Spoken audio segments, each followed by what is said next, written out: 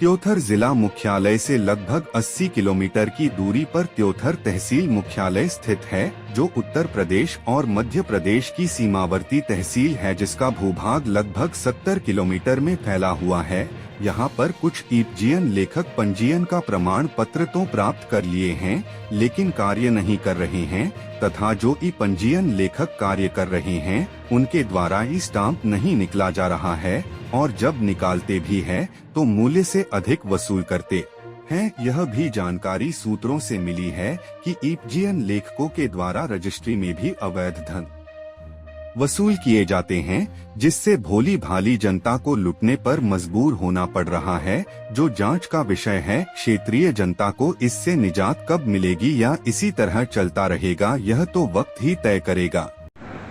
इस समय मैं कन्हैया ई पंजीयक सेंटर पर मौजूद हूँ, जहाँ पर मेरे सामने जो है ई पंजीयक के जो सुपरिटेंडेंट वो बैठे हुए हैं। सर, क्या नाम है आपका?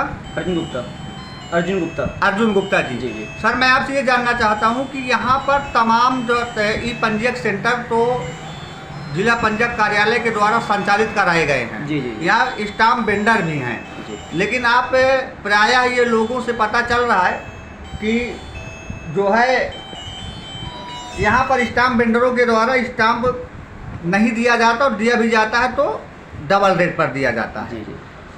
दूसरा सवाल आपसे हमारा ये है कि ई पंजीयक यहाँ पर कुछ लोगों ने तो लाइसेंस ले रखा है, लेकिन उसका प्रयोग नहीं करते हैं, और जो लोग प्रयोग करते हैं रजिस्ट्री का और ई पंजीयक का है, जैसे आपका ई पंजीयक का लाइसेंस है, लेकिन जो लाभार्थी आता है आप लोग उसको जो है स्टाम्प नहीं देते हैं, और जब देते भी तो डबल दाम पर देते हैं। ऐसा क्यों?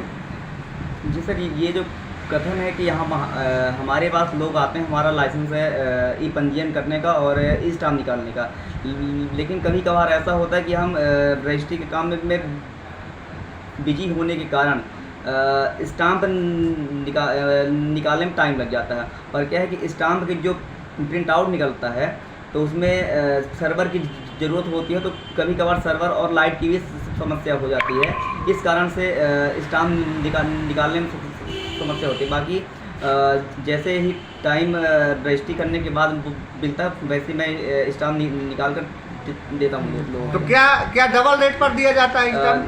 नहीं सर, जितने का स्टाम्प होता है उतने का ही दिया जाता है। क्या आपको ये पता है कि जो ये वेंडरों के द्वारा डबल स्टाम्प पर रेट पर बेचा जाता है? नहीं सर, और लोग को तो हमको अब वो क्या करते हैं क्या नहीं करते हैं, अब वो मैं तो अपने संस्था में बैठकर काम करता हूँ। अब बाहर क्या हो रहा है क्या नहीं हो रहा है इसके बारे में हमें किसी भी प्रकार की जानकारी नहीं है। आप ये बता सकते हैं कि यहाँ पर ई पंजीयक कितने लाइसेंस होल्डर हैं? सर लगभग 20 से 22 लाइसेंस धारी हैं। जो सारे लोग कार्य करते हैं? हाँ, सभी लोग कार्य करते हैं। कुछ लोग तो ऐसे भी हैं जिन्होंने लाइसेंस ले रखा है लेकिन उसका उपयोग नहीं करते हैं। देखिए क्या है कि हम मतलब बहुत दूर से यहाँ काम करने आते हैं, और आते यहाँ पर अपना काम धाम चालू कर देते हैं। बाकी बाहर क्या हो रहा है इसके बारे में कुछ जानकारी नहीं है। मैं अपना काम अच्छे से कर रहा हूँ, और रजिस्ट्री के साथ साथ स्टाम्प का भी काम करता हूँ, और जो भी लोग आते हैं हमारे पास स्टाम्प निकलवाने, और वो मैं उनका काम करता हूँ। अब ये कि थोड़ा समय का विलम्ब हो जाए वो बात अलग है, बाकी मैं काम हर प्रकार का करता हूँ, स्टाम्प का भी और रजिस्ट्री का भी काम करता हूँ। जनता को परेशानी नहीं होती है? नहीं होती सर, किसी भी प्रकार से जानकारी नहीं होती। और दूसरी चीज़ सर, एक चीज़ और बताएं, आप रजिस्ट्री भी लिखते हैं। जी। यहाँ पर भोली भाली जनता आती है, ये भी पता चलता है कि उनको जो है उनसे ज़्यादा धन लिया जाता है रजिस्ट्री खर्च के नाम पर, ऐसा क्यों हो रहा है? ये तो सर इसके बारे में हमें किसी भी प्रकार की जानकारी नहीं। यहाँ पर स्टैम्प ड्यूटी और जो अपना मेहनताना है वही लिया जाता है, जो शासन सर के तरफ से निर्धारित है वही लिया जाता है। स्टैम्प ड्यूटी के अलावा जो है सर अतिरिक्त पैसा वसूल नहीं किया जाता है पार्टी से।